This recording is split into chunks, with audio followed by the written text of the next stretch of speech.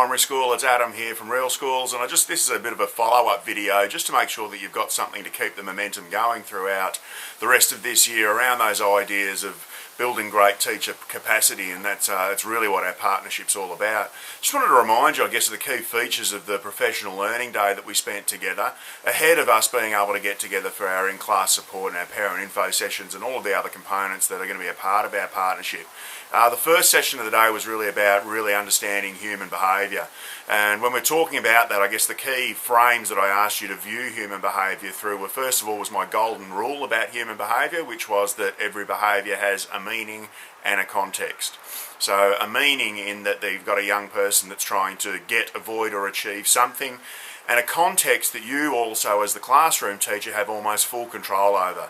We reminded ourselves that we fall for the trap sometimes of thinking that it's all about a new strategy, when in fact the strategy might be the right one. It's just that we haven't actually planted it in the right context, and looking for ways that we can change that around can be a really powerful thing for teachers to do.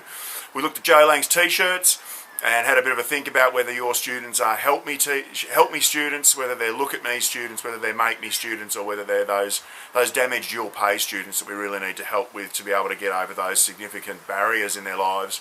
And we had a bit of a look at the ABC model also, where we've got antecedents, behaviour and consequences, and how far too often in schools we jump in at the B or the C, when we know that there'll be no change in a behaviour unless there has been a change in the antecedent structure. So it's really important to jump in there early and find out what's actually happening for students, and asking the question about what's happening can be the most powerful thing we can do in that space.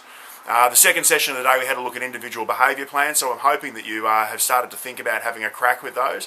Remember, they're for those 3 to 5% of students, so for every class we're talking maybe 1, maybe 2 students who might need your support with a targeted intervention of an individual nature. Remember that it's embedded in applied behaviour analysis, so we're really looking at the rules by which we learn to change behaviours, and we change them gradually. We don't change our behaviours in clumps. We certainly don't do it successfully. And one of the things I wanted to remind you about was getting that going as a team is hugely important, and having an agreed process through which you're working consistently with those 3 to 5% of students is really important. So start to look for ways that you might be able to coordinate that across the school to make sure that we're all on the same page about how we're working with those students.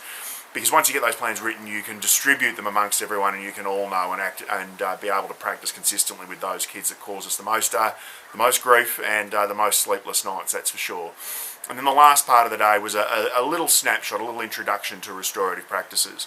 And the key things that came up that afternoon were about that restorative practices, for a lot of people, is about conferencing, but for me it's about the shift from being implicit about our practice to being explicit.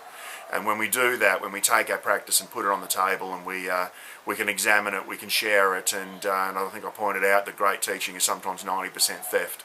And we can take great ideas from other people and refine them for our own context that really can transform your practice. The operating domains are really important to remember, so thinking about whether you're a to teacher, a not teacher, a for teacher, or a with teacher, and how we're trying to stay in that with box as much as possible.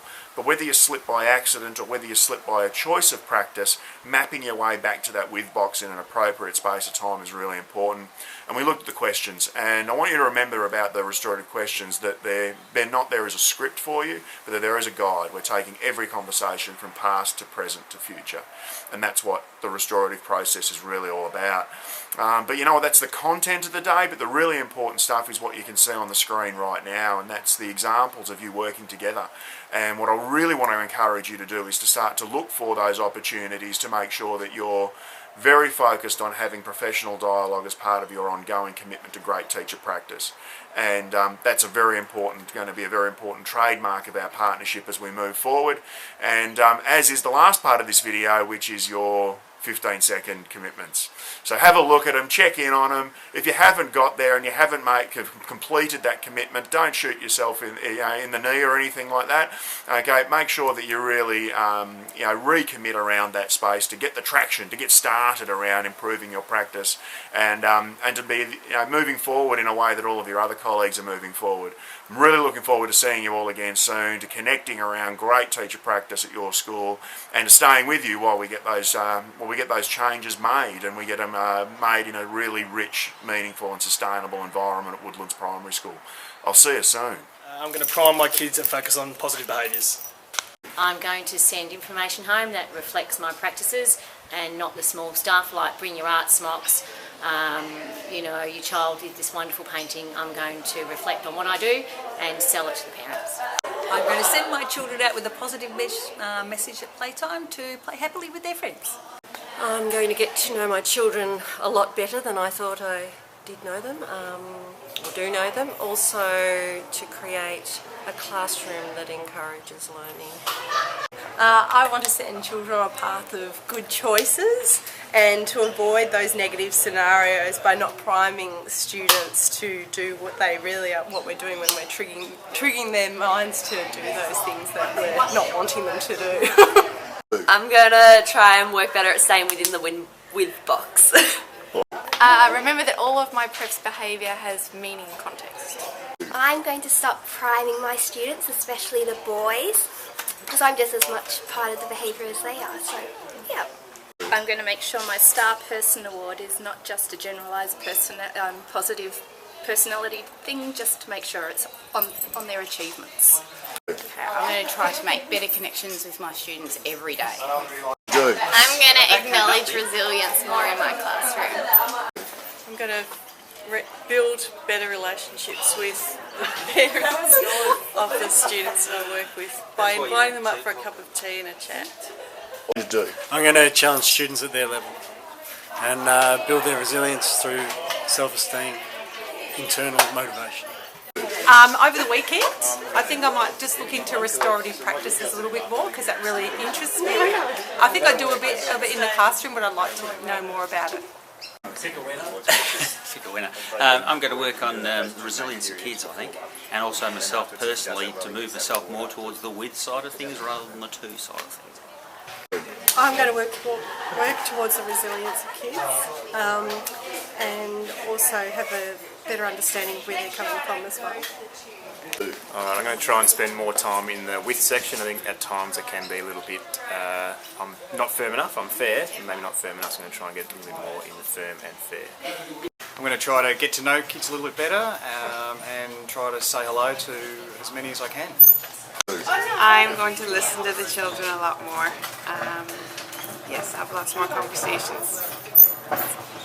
I was really interested in the story about the two boys completing the jigsaw puzzle together, so I'm going to investigate the relationships that I have with the kids and that they have with each other in the classroom and the effect that has on their behaviour and bullying and so forth. I'm going to investigate further the restorative practices you were talking about. That really interested me, and connect more with my students and really work one-on-one with my child that's got a few special needs and try to help him as much as I can. I'm going to go home, I'm going to read over what I've written down, and I'm going to definitely think about my behaviour plan that I've made for one of the boys in my grade. I'm going to continue to build great relationships with my kids and just work out what areas I can work with them to extend them further and develop greater practice. I don't know. I'm going to have a much more open mind with the different kids I work with, and I'm going to try and build all those bridges and work through things with them. Thank you for reminding us about the importance of making a difference. I've got a little boy that has constant temper tantrums, and I'm going to set him up for success next week. I'm determined to find more time in my day to forge better relationships with my students. Well, I'm planning to work on the restorative questions that I learned today in the session. I'm going to attempt to over-communicate and talk to students more about why I'm doing what I'm doing within the classroom. I'm going to ask the students, how you doing? By the way, my eyes are up here. I'm going to ask questions and I'm going to listen to the answers. I'm going to say good morning to each child individually. I'm going to move away from looking at punishments and look at how children's behaviour has affected others in their schooling. I'm going to move away from telling children they need to stay in at recess and rather than give them an extra 5 minutes if they need it at recess. I'm going to endeavour to stay in the with box and recognise the triggers that push me out of that. As I have a child in my class with very challenging behaviour, I'm going to meet with the rest of the class and we're going to discuss some strategies on how we're going to deal with how his behaviour affects the children. I've got a lovely grade this year, but I'm going to get to know them all a bit better so that I know all their interests and all their strengths, and that I really can work with them, you know, in a collaborative way. Focus on not saying don't and on the do. I'm going to think about rewording the things that I say so they have the same meaning but the effect's a little bit different. How you doing?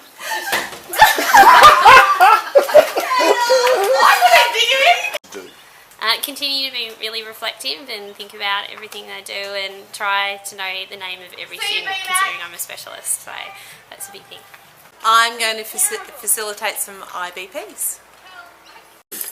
I'm going to work hard on relationships, and hopefully that will enable me to support these people through some pretty important changes.